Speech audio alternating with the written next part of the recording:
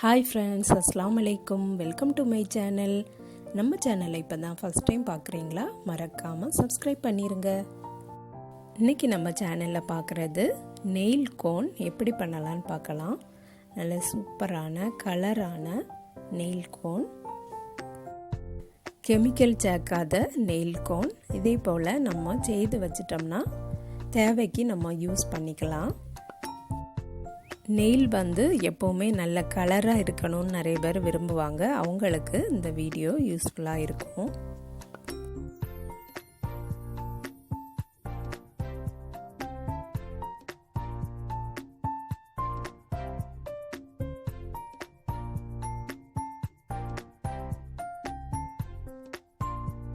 Ingredients என்னலான்னு பார்த்துடலாம். First 1 teaspoon தேயிலை எடுத்திருக்கேன், டீத்தூள். 2 டீஸ்பூன் சீனி எடுத்திருக்கேன், சுகர்.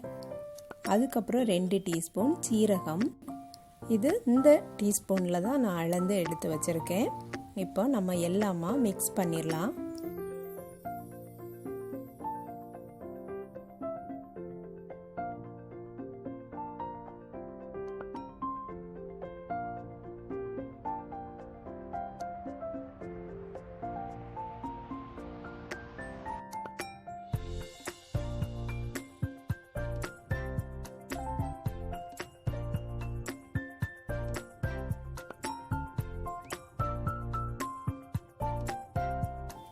மிக்ஸ் பண்ணியாச்சு. இதே போல் ஒரு டின் எடுத்துக்கிடணும். அதில் நம்ம பரவலாக அதை போட்டுடலாம்.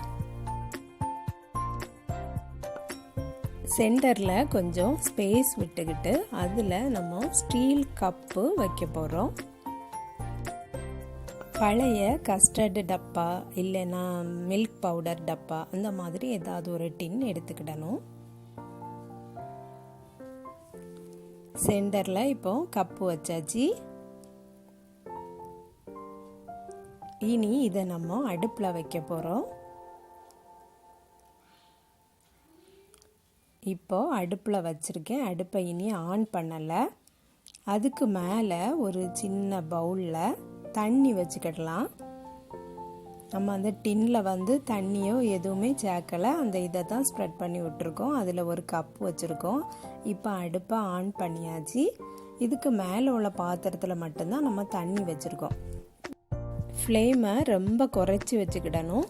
இப்படியே வச்சு ஒரு 20 நிமிஷம் அப்படியே விட்டுறணும்.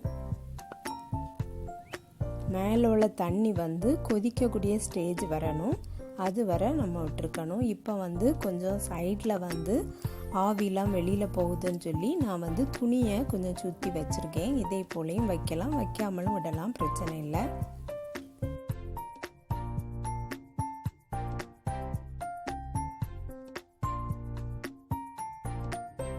தண்ணி நல்லா சூடாகி ஆவிலாம் பறக்குது.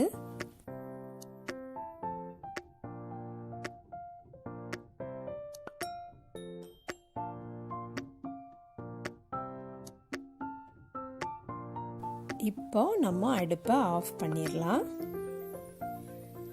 ஆஃப் பண்ணியாச்சு. கொஞ்சம் ஆறுனதும் எடுத்துடலாம். இது இப்போ சூடாக தான் இருக்குது. ஆறுன பிறகும் எடுக்கலாம். கேர்ஃபுல்லாக எல்லாம் எடுத்துடலாம்.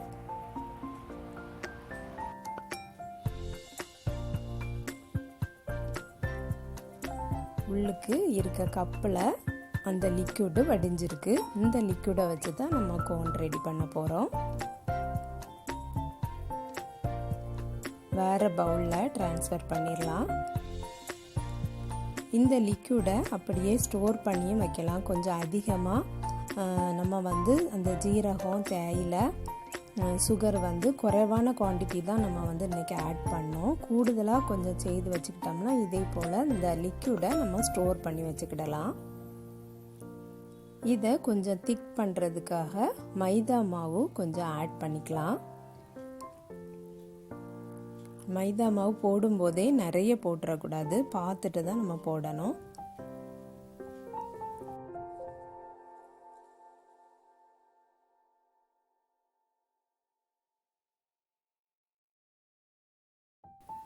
நல்லா மிக்ஸ் பண்ணிடலாம்.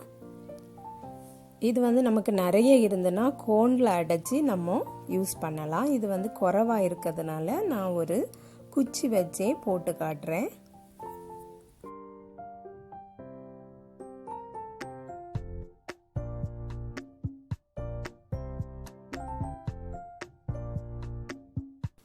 இதுக்கு மேலே மைதா மாவு தேவையில்லை, நமக்கு இந்த கன்சிஸ்டன்சியே கரெக்டு தான்.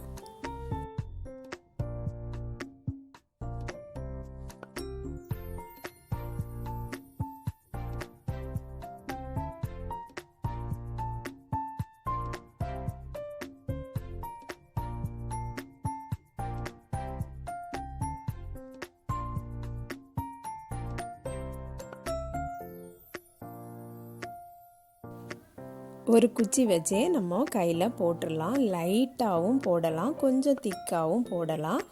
இது வந்து ஒரு 1 டைமில் வந்து இது ரெட் ஆகலை அப்படின்னா ஒரு 2 டைம்ஸ் கூட நீங்கள் வந்து ட்ரை பண்ணலாம். ஆனால் நல்ல ஒரு கலர் கிடைக்கும். நான் வந்து என் கையில் போட்டது 2 மட்டும் போட்டிருந்தேன். போட்ட வீடியோ தான் நான் இதில் காட்டியிருக்கேன். 1 டைம்லேயே நல்ல கலர் வந்துருந்து. இருந்தாலும் நான் என் கையில் வந்து எந்த மருதாணியுமே இல்லை, நெய்யில் பார்த்தா உங்களுக்கு தெரியும். அதனால நான் ஒரு 2 டைம்ஸ் வந்து போட்டிருந்தேன். அதுக்கப்புறம் இது நம்ம போட்டுட்டோம்னா ஒரு 5 மினிட்ஸ்லேயே இது காஞ்சிரும். நம்ம ஒரு 1/2 ஹவர்லாம் வந்து வச்சிடலாம். 1 டைம் மட்டும் வச்சா போதும் அப்படின்னா நீங்கள் நைட்டு வச்சுட்டு படுத்துட்டிங்கன்னா காலையில் நல்ல சூப்பராக நல்ல ஒரு கலரில் நமக்கு கிடச்சிரும். இது வந்து நான் நெய்யில் போட்டிருக்குது அப்படி காஞ்சிருக்கு. இதை வந்து இனி வாஷ் பண்ணலை. இப்போ நம்ம வாஷ் பண்ணி நான் வந்து ஃபோட்டோ அப்லோட் பண்ணியிருக்கேன். சூப்பரான நல்ல ஒரு கலர் கிடச்சிருந்தது. இதே போலே நீங்களும் ட்ரை பண்ணி பாருங்கள் ஃப்ரெண்ட்ஸ். நெக்ஸ்ட் வீடியோவில் சந்திக்கிறேன். அஸ்ஸலாமு அலைக்கும்.